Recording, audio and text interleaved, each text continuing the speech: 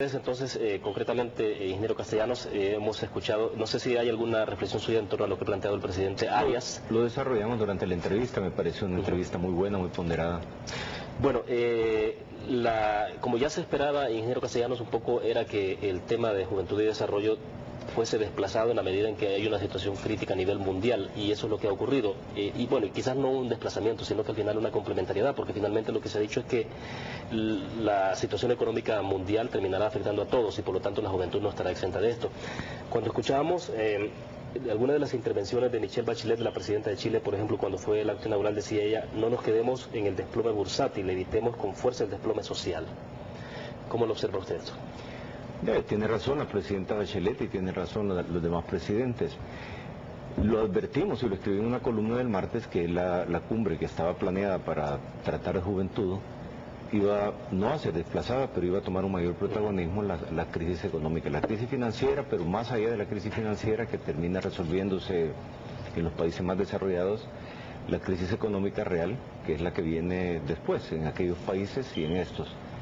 Y ante las crisis económicas los gobiernos tienen que reaccionar en dos sentidos. Primero, protegiendo a los más vulnerables, a los más pobres, invirtiendo más en lo social, como dice el presidente Arias, pero además es muy importante entender que la riqueza la producen las empresas privadas. Entonces, evitar el descarrilamiento del sector privado, que es el que genera empleos, el que genera riqueza, que es la que se puede distribuir, el que paga impuestos, que puede invertir usted en lo social.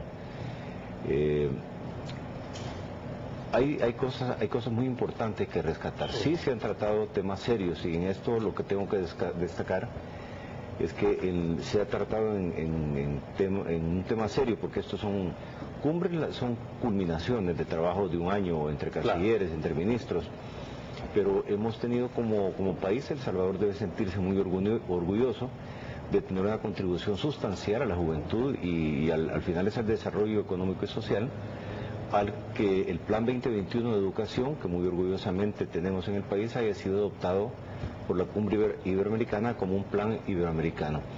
Básicamente lo que digo es este plan en el que hemos trabajado por varios años en el país, en el cual orgullosamente soy comisionado de seguimiento. Lo que pretende es que haya educación secundaria universal para el año 2021, es decir, que no haya un habitante de El Salvador, hoy se ha adoptado para América Latina, que no haya cursado 12 años de estudios, que no hable inglés fluidamente y que no domine las tecnologías de información y de comunicación, en las famosas TIC, como habilidades. ¿Qué es lo que esto permite? Les permite salir de la pobreza, les permite insertarse en la globalidad. El hecho de que El Salvador haya tenido este plan de largo plazo adoptado por el resto de América Latina o de Iberoamérica, que no lo tenía ningún país, me parece muy destacado para El Salvador, me parece un gran logro, me parece un gran logro para Iberoamérica. En cuanto a la forma en que se está abordando la crisis financiera, como que hay que destacar dos o tres cosas. Primero, hay que destacar el ruido y hay que apartar las cosas que no cuentan de las que cuentan. Sí hay un discurso ideológico de los países que tienen este caricaturesco, lo llamo así porque me parece una caricatura, socialismo del siglo XXI, que parecen decir ya se acabó el capitalismo, o como oí anoche decir a un periodista de izquierda, matemos al capitalismo.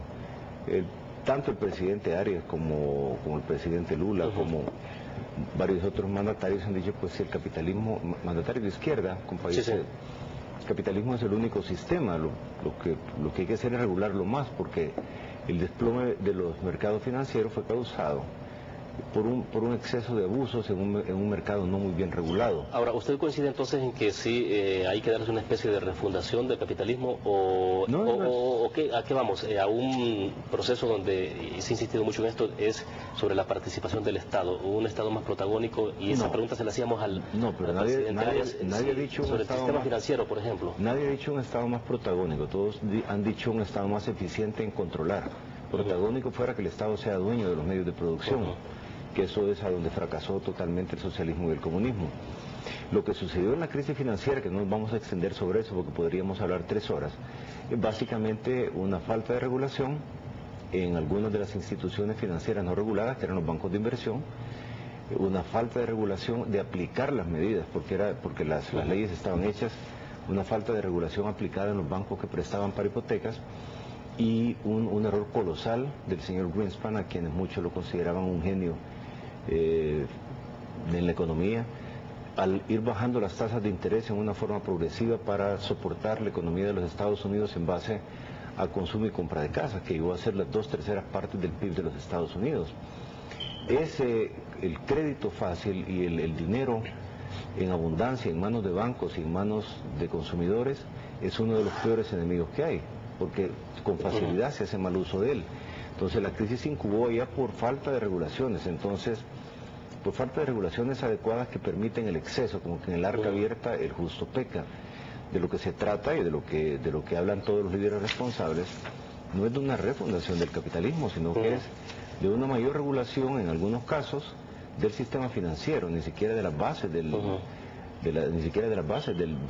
neoliberalismo, que le llaman así como un cliché para denigrarlo, pero en realidad es un sistema de mercado, es un sistema capitalista, sino de un Estado fuerte en las regulaciones, de un Estado que controle sobre todo al corazón de quienes son los distribuidores de riqueza, los que prestan dinero, que son las instituciones financieras, pero hablan más de eso, ¿verdad? No una refundación del capitalismo, sino que una regulación, una moderación de aquellos actores que han abusado y que nos tienen en esta crisis. Perfecto, licenciado.